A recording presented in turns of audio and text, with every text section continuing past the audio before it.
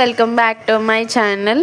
ఈరోజు మనం లడ్డూలు అయితే చేద్దాము. ఈ లడ్డూలకి కావాల్సిన పదార్థాలు వేపించిన శనగపప్పు, చక్కెర, నెయ్యి. వేపించిన శనగపప్పుని చక్కెరని మనం అయితే ఒక మిక్సీలో పౌడర్లా చేసుకోవాలి.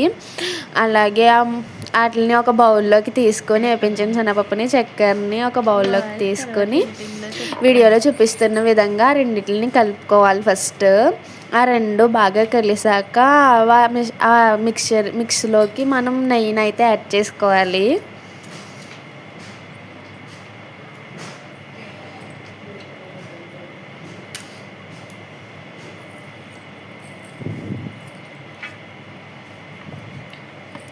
వీడియోలో చూస్తున్నట్టుగా నెయ్యిని వేసుకుంటూ కలుపుకోవాలి మనమైతే.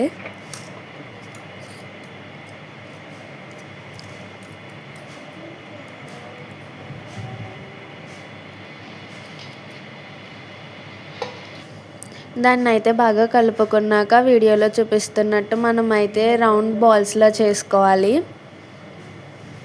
అలాగా అన్నిటిని చేసుకొని ఒక ప్లేట్లోకి తీసుకుంటే మన టేస్టీ లడ్డూలు అయితే రెడీ.